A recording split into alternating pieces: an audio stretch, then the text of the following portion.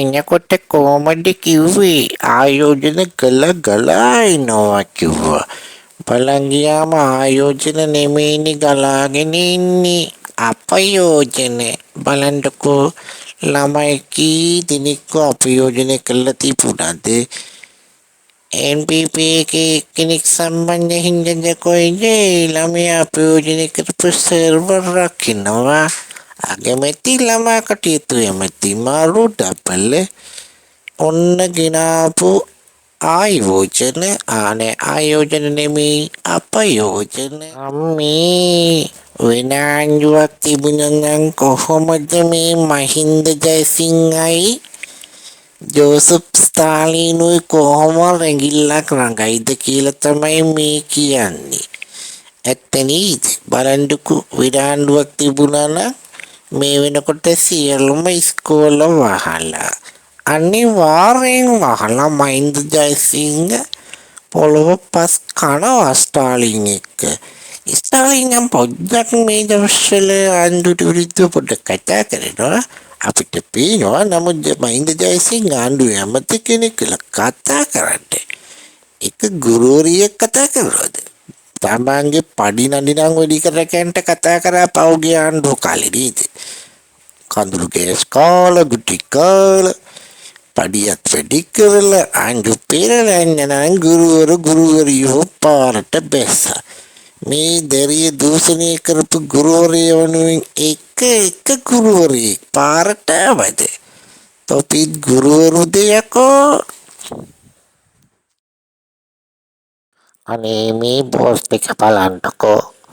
වෛරයක් නිසා වැස්න සිනරටක්. බොහොම ස්තුතියි මේ පෝස්ට් එකට හොඳේ. ආයේ කියලා තියෙනවා සුපිරියටම. කොටහේනි දැරියගේ සිද්ධිය යට ගහනවා වගේ තමයි ජෙප්පු පාස්කු ප්‍රහාරයත් යට ගහන්නේ. එදා ඉබ්‍රාහිම් හිටියේ ජේ.පී ජාතික ලැස්තුවේනේ.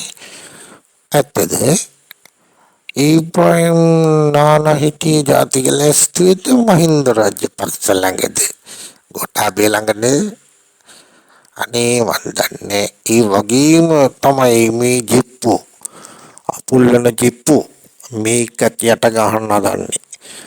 කොටහේනි ඒ දැරියගේ සිද්ධියට සම්බන්ධ ගුරුවරයා ගැන වගේ වගක් නෙමේ අපුල්ලන ජෙප්පු.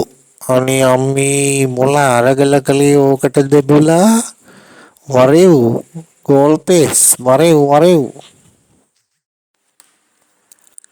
ඒ අනුරාධ කළුආරච්චි තිත්ත ඇත්ත මෙහෙම කියනවා.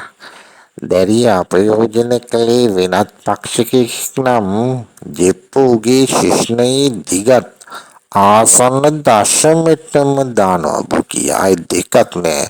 ආයි කටකේවත් ඇත්ත කියලා තියෙනවා.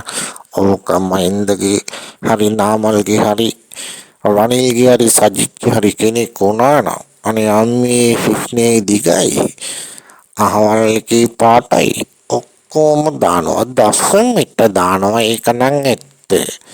අහිංසක දැරියෝ ගැන තමයි මුන්ට කිසි වගේ වගක් නැත්තේ.